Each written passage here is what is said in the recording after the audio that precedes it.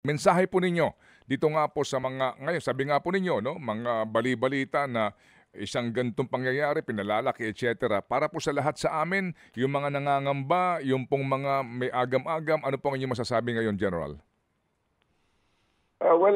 Manong Ted, maraming salamat sa pagkakataong ibigay niyo sa akin sa umagang ito na ipakita naman ang side ng PNP, madepensahan kung ano man ang mga block of propaganda na talagang hindi naman ma-deny na ginagawa ng mga kalaban ng gobyerno, kalaban ng organisasyon natin para i-portray things that are not actually true o natin mamag-defy ang mga bagay-bagay na normal naman nangyayari na talaga namang nire-respondihan at nire-resolba ng ating kapulisan.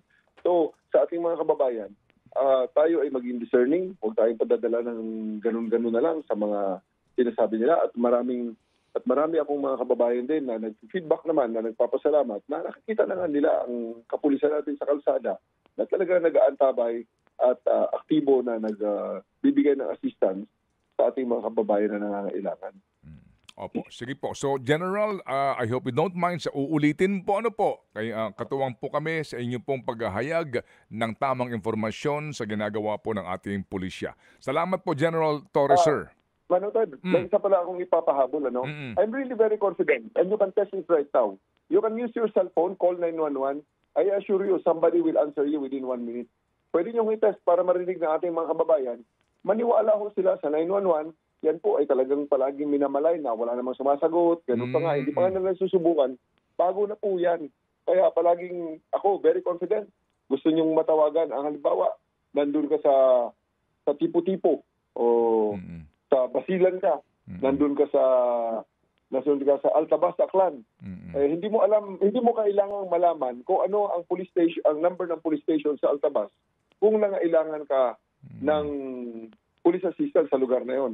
All you have to do is call 911 and somebody from nasasagot sa'yo will send somebody to assist you diyan sa Altabas, Aklan, diyan sa Makato, diyan sa kung saan man, sa Marbel, South Cotabato, diyan sa Isulan, Sultan Kudarat. 911 na po ang number. At kami na po ang bahalang pumontak ng pulis na papunta diyan napupunta sa lugar mo na yan. So again, General, yan po 911 na yan, kahit na wala kang cellphone load, pwede kang tumawag at libre yan.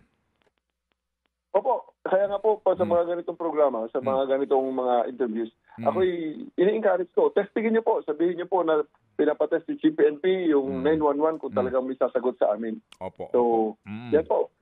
At ngayon mismo tinatawagan namin, 2 ring lang, agad may sumasagot. And that is an accomplishment. At ito po kasi, national ito na number. Kung kayo po ay nasa pinakaliblib na lugar, basta may cellphone signal, may telepono, 911, yung pong sasagot dyan, siya ang tutugon doon sa pangangailangan ng pulis sa inyong lugar. Klaro po yan, General. Opo, ang sasagot po niyan sa inyo nandito sa Camp Crame. Yes, sir. Kaya galing sa kinaupuan nila diyan sa Camp Crame, nakakaradyo kami diyan sa pinakadulong-dulo ng parte ng Pilipinas. Maniwala na po kayo na sa PNP po. Kaya gusto ko rin ang live guesting kasi pinapakita ko talaga, sige bigyan niyo ko ng address at tatawagan natin, papupuntahan namin kayo ng tao at makikita niyo sa command center yung tao. Nakikita natin through the body camera.